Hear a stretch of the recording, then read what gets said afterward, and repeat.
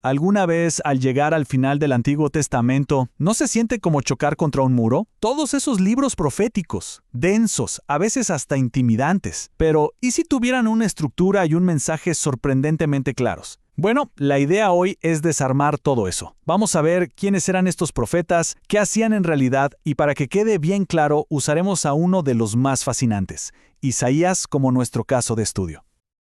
Ok, esta es la hoja de ruta. Primero, el panorama completo. Después, vamos a redefinir qué es un profeta de verdad. Luego, analizamos la estructura de su mensaje, para después meternos de lleno en el libro de Isaías y ver cómo funciona todo junto. Y al final, cerramos con el legado que nos dejaron. Ok, empecemos por el principio. Para entender de qué estamos hablando, hay que ver la magnitud.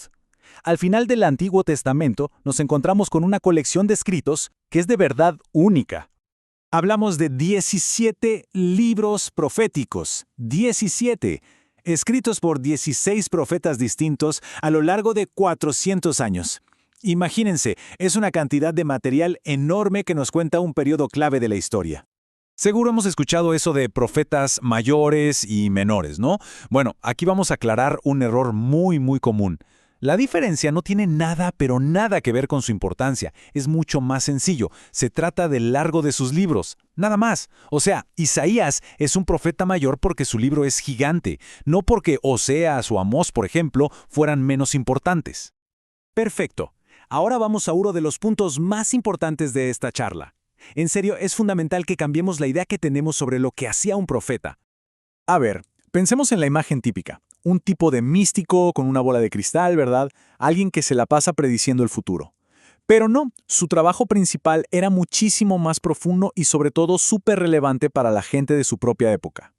Y aquí está la clave de todo. La palabra hebrea, profeta. Ojo, no significa el que ve el futuro, significa el que ha sido llamado. Y esto de verdad lo cambia todo. Un profeta era, primero que nada, un mensajero, un vocero con la misión de anunciar el mensaje de Dios a la gente en su presente. Predecir el futuro era solo una partecita de su trabajo, no era el show principal. Y miren, esto se ve clarísimo con los otros nombres que recibían. Se les decía hombre de Dios, que nos habla de su cercanía espiritual, o vidente, que tiene que ver con su capacidad de ver la verdad, una verdad más profunda. Y claro, siervo o mensajero, que refuerza esa idea de que eran ante todo voceros. Ahora bien, aunque hubo muchos profetas y vivieron en épocas muy distintas, sus mensajes, curiosamente, solían tener un patrón muy claro, como una estructura base. Podríamos resumir su mensaje en 4 partes. Primero, instrucción. Enseñaban verdades sobre Dios, sobre la gente. Segundo, advertencia. Ojo, anunciaban el juicio por el pecado, llamaban a arrepentirse. Tercero, consuelo. Daban esperanza y ánimo a los que seguían fieles. Y solo al final, como cuarto punto, venía la predicción de cosas futuras.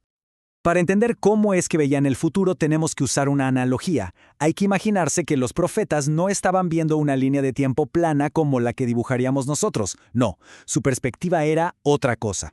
Es como si estuvieran parados en la cima de una montaña altísima, viendo a lo lejos otras cumbres.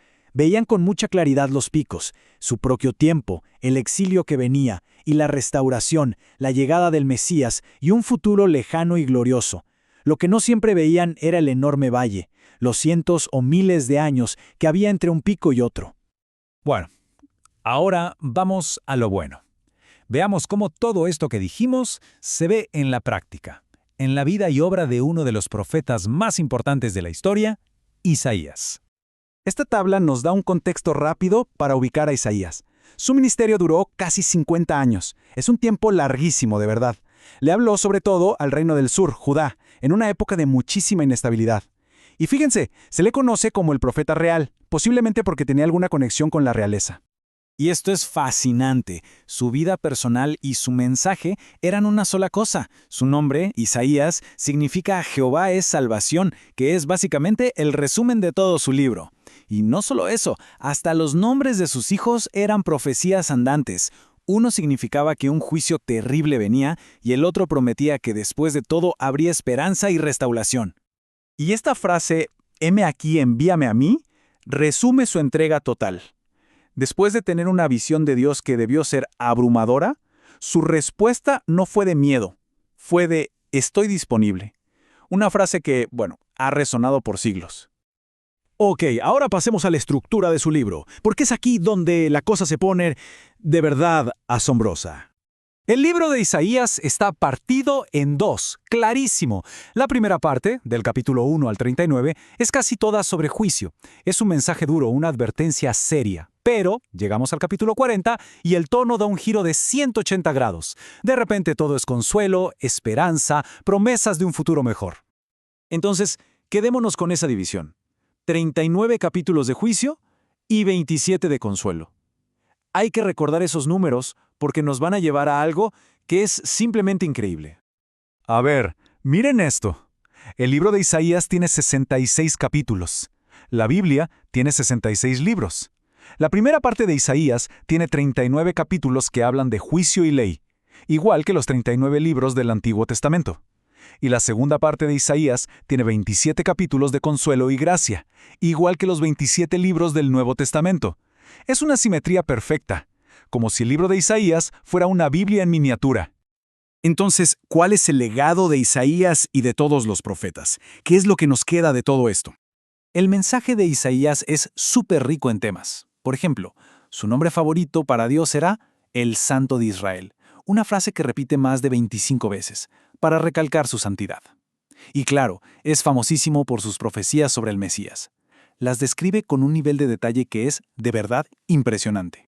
Bueno, para ir cerrando y que quede claro, los profetas eran mensajeros, no adivinos. Su mensaje siempre se movía entre la advertencia y la esperanza. Isaías es el caso de estudio perfecto de todo esto, y su libro tiene una estructura que es una maravilla, siempre apuntando a una historia más grande, la de la redención. Y todo esto nos deja con una pregunta final para pensar. Si estos mensajes antiguos buscaban advertir, consolar y dar esperanza a gente de hace miles de años, ¿cómo es que sus temas de justicia, de esperanza, de redención todavía nos resuenan hoy en día?